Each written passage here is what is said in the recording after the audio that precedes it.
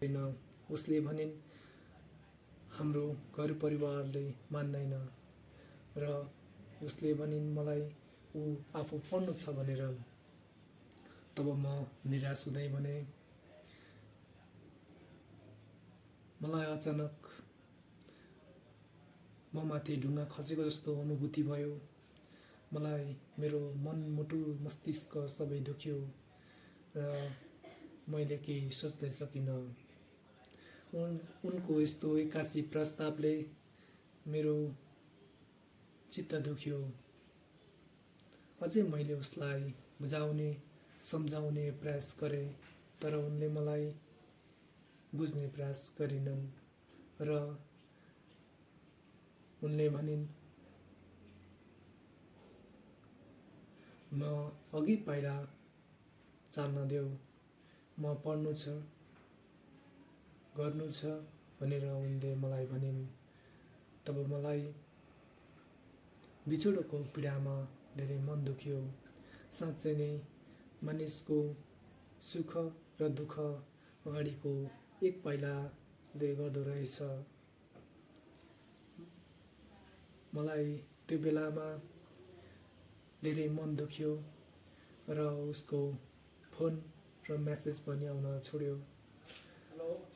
हामी 1 वर्षभन्दा बढी समयसम्म एक आपसमा माया गर्थ्यौँ, तर पनि उसले बुझेनन्। त्यसपछि उसँग म सम्पर्कविहीन भइन्।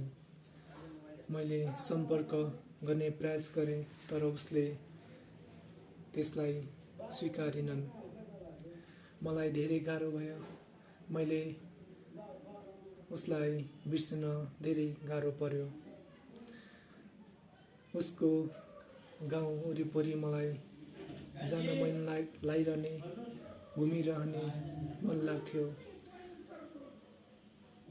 तर उनीलाई भने मेरो महसुस भएन।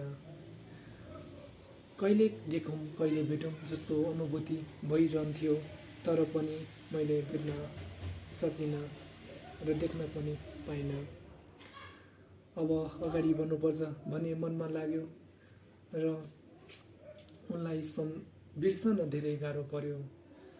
त्यो समयपछि म अगाडि बढ्नको लागि सहर काठमाडौँ आएँ। उसलाई बिर्सन मलाई धेरै गाह्रो पर्यो। ऊ सम्पर्कविहीन भइसकेको थिएँ म। उसले मलाई पहिला नै भनेको थियो, यदि तपाईँ सहर जानुभयो भने अरू केटीहरूसँग पनि कुरा गर्नुहुन्छ, मलाई छोडिदिनुहुन्छ नि। मैले भनेको थिएँ उसलाई कि मैले माया गरेको तिमीलाई हो, अरूलाई म कदापि तिम्रो ठाउँ लिन दिन्न। तर उनले त्यस्तो कुरा गरेकी थिइन् पहिला। हामी एक आपसमा धेरै माया गर्थ्यौँ। घन्टौँसम्म फोनमा पनि कुरा गर्थ्यौँ, भेटघाट पनि भइरहन्थ्यो।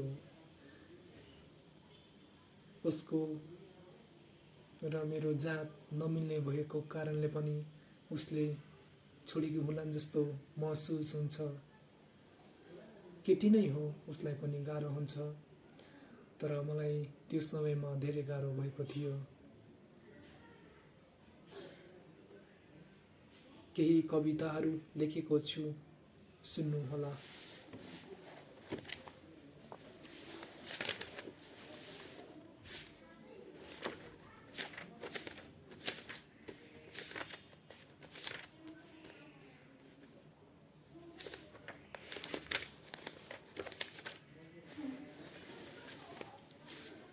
दुःख मेरो आँसु तिम्रो यो कस्तो मेल हो, टाढैबाट हाल बुझिदिने त्यो कस्तो खेल हो। एक पाइला मेरो अर्को पाइला तिम्रो, हाम्रो यात्रा यसरी नै बढ्दै थियो। टाढा भएर के भो, विश्वास त सधैँ थियो। बिछोडको पीडा गाढा भए के भो, फेरि भेट्ने आश त थियो तर भेट भएन। एक पाइला मेरो अर्को पाइला तिम्रो, यो हाम्रो कस्तो मेल हो। कहिले तिमीलाई सम्झी एक्लै टोलाउँथे, नजिक आई माया पुग्न सक्दिन्थेन, तर झर्न लागेको आँसु रोक्न सकिन। छोरा मान्छे नै हो, धेरै गाह्रो हुन्थ्यो। मनको पीडा मनले नै बुझ्नुपर्ने थियो, तर कसै बुझिएनन्।